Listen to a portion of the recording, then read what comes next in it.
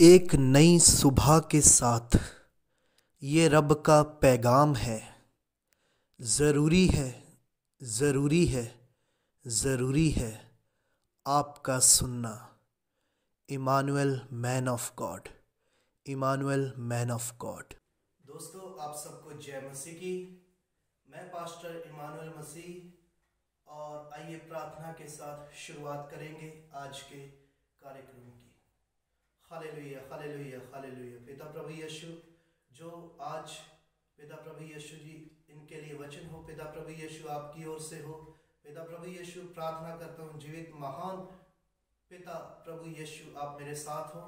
मुझे इन्हें वचन बताने में मेरी सहायता करें, मेरे साथ होकर बोलें और इन्हें समझने में इनकी सहायता करें। शैतान इनके मनों से वचन चुराने ना पाए और वचन के द्वारा इन्हें आशीष मिले और पिता कुछ ये नया और अच्छा सीखें। प्यारे पिता प्रभु यीशु, आपकी महिमा मेरे जीवन में, इनके जीवन में, और पिता प्रभु यीशु जी, दूर नज़दीक आप दोनों के प्रभु हो। पिता प्रभु यीशु जी, वहाँ तक वचन पहुँचे। प्यारे पिता प्रभु यीशु, आपके नाम को सारी महिमा, सारा जलाल, सारा आदर मिले।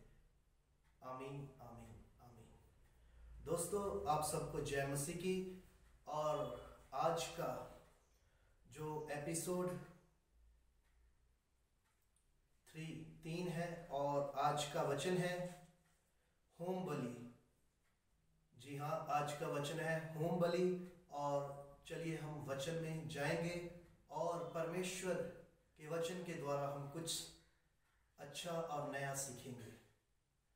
लेवी व्यवस्था 1 अध्याय उसका 3 वचन।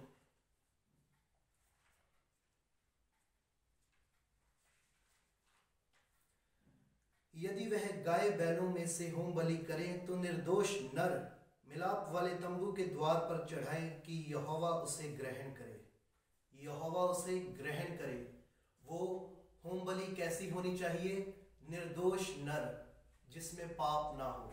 वो होम बलि परमेश्वर के लिए चढ़ाई जाती थी, निर्दोष होती थी। वो गाय बैलों की बलि जो चढ़ाई जाती थी वो निर्दोष होती थी और उसका लहू इस्राएलियों के घरों पे छिड़का जाता था और इससे उनके पाप क्षमा हुआ करते थे।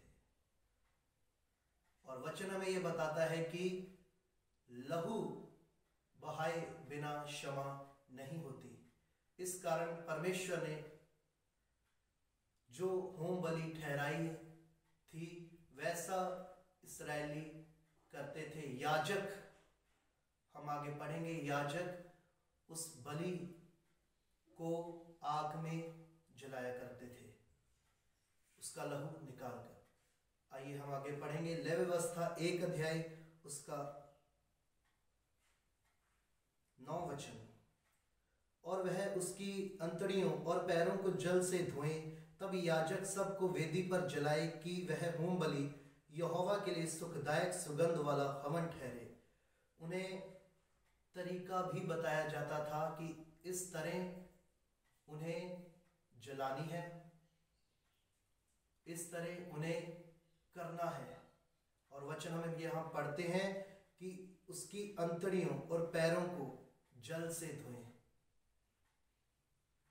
अंतड़ियों और पैरों को जल से धोया जाता था और वो बलि, होम बलि याजक लोग ही आग में जलाया करते थे और वो सुखदायक सुगंध परमेश्वर के लिए ठहरता था, जिससे उनके पाप क्षमा हुआ करते थे और वो लहू इस्राएलियों के घरों पर छिड़का जाता था। उनके पाप इससे क्षमा होते थे, परमेश्वर उन्हें क्षमा करते थे। हालेलुया। आगे हम पढ़ेंगे लेवी व्यवस्था 1 अध्याय उसका 14वां वचन। यदि वह यहोवा के लिए पक्षियों की होम बलि चढ़ाए तो पंडुकों या कबूतरों का चढ़ावा चढ़ाएं। बलि सिर्फ गाय बैलों की नहीं दी जाती थी, पक्षियों की भी दी जाती थी पुराने समय में। आज के समय में नहीं, पुराने समय में ये ऐसा हुआ करता था। गाय बैलों की, पशुओं की अन्न की, यहाँ तक कि खाने की बलि भी दी जाती थी। और परमेश्वर जानते हैं आज के समय में भी कुछ करते हैं। और वचन ये बताता है कि गाय बैलों की और पक्षियों की बलि दी जाती थी। और आज का हमारा टॉपिक है होम बलि, इसलिए हम बात करेंगे कि पक्षियों की होम बलि कैसे दी जाती थी और गाय बैलों की जो हम बात कर चुके हैं। ये दो तरीके की बलि दी जाती थी, गाय बैलों की और पक्षियों की। पक्षियों की बलि कबूतरों की, पंडुकों की। और तरीका पहले बताया, फिर बताता हूं, तरीका भी उन्हें बताया जाता था। याजक उन्हें बताते थे कि किस तरह और कैसे देनी है, क्योंकि परमेश्वर की ओर से उन्हें परमेश्वर का वचन सुनाई देता था याजक को। हालेलुया। और याजक इस्राएलियों को बताते थे। याजक ही उस बलि को, होम बलि को वहां लकड़ियों पर रखकर जलाया करते थे याजक। हालेलुया। लेवी व्यवस्था 1 अध्याय उसका 14वां वचन जो हमने पढ़ा, पंडुकों या कबूतरों का चढ़ावा चढ़ाएं। परमेश्वर याजकों से बातें करते थे, अपने धर्मियों से। इस्राएलियों से बात वो नहीं करते थे, वो याजक जो उनका लीडर हुआ करता था उनसे बात करते थे। और हम आगे जाएंगे अभी। लेवी व्यवस्था 1 अध्याय उसका 17वां वचन, और वह उसको पंखों के बीच से फाड़े पर अलग अलग ना करे, तब याजक उसको वेदी पर उस लकड़ी के ऊपर रखकर जो आग पर होगी जलाए, कि वह होम बलि और यहोवा के लिए सुखदायक सुगंध वाला हवन ठहरे। याजक उसे उस लकड़ी पर जलाए। और ऊपर हमें पढ़ने को मिलता है, तरीका भी बताया गया कि उसे बीच से ना फाड़े, पंखों को अलग अलग करें और बीच से ना फाड़े। परमेश्वर का वचन हमें यह बताता है कि याजक लोग आग में वो बलि जो होम बलि थी परमेश्वर के लिए जलाया करते थे। और परमेश्वर को सुखदायक सुगंध वाला हवन स्वर्ग में पहुंचता था। उसकी सुगंध को लेकर परमेश्वर उनके पापों को क्षमा करते थे। वो लहू जब छिड़का जाता था उनके पाप क्षमा हो जाते थे। और आगे हम पढ़ेंगे भजन संहिता 51 उसका 9 वचन।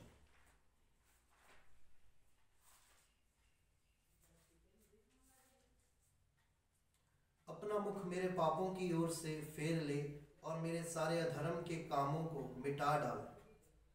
और आज के समय में जो हम परमेश्वर को बलि चढ़ाते हैं वो है अपने मुंह के शब्द, जो कि परमेश्वर के लिए धन्यवाद की बलि है, वो चढ़ाया करते हैं। अपने मुंह से जो परमेश्वर के लिए धन्यवाद हम करते हैं वो परमेश्वर को पसंद है।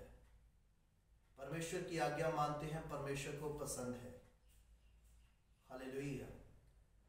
लिखा है, अपना मुख मेरे पापों की ओर से फेर ले और मेरे सारे अधर्म के कामों को मिटा डाल। अपना मुख, जब परमेश्वर का मुख हमारे पापों की ओर नहीं होगा तो परमेश्वर हमें धर्मी जानेंगे। और ये तब होगा जब हम परमेश्वर की आज्ञा को मानेंगे। सबको जय मसीह की। दोस्तों, इसी के साथ हम आखिरी प्रार्थना में जाएंगे। Hallelujah, hallelujah, hallelujah. पिता प्रभु यीशु, जो आज का वचन इनके लिए हुआ, पिता प्रभु यीशु इन्हें उसे मन में बसाने में इनकी सहायता करें। पिता प्रभु यीशु शैतान ना चुराए पिता प्रभु यीशु जी। और जो जीवित महान परमेश्वर आपने सिद्ध बलिदान जो प्रभु यीशु को हमारे लिए चढ़ाया, पिता प्रभु यीशु जी जगत के लिए दे दिया अपना इकलौता पुत्र प्रभु यीशु मसीह, उसका हम धन्यवाद आदर महिमा करते हैं पिता प्रभु यीशु। और अपने प्रेम में हमें बनाए रखें, अपनी संतानों को बनाए रखें पिता प्रभु यीशु। आपको सारी महिमा, सारा जलाल, सारा आदर प्यारे प्रभु यीशु मसीह के नाम में मांगता हूँ, आमीन।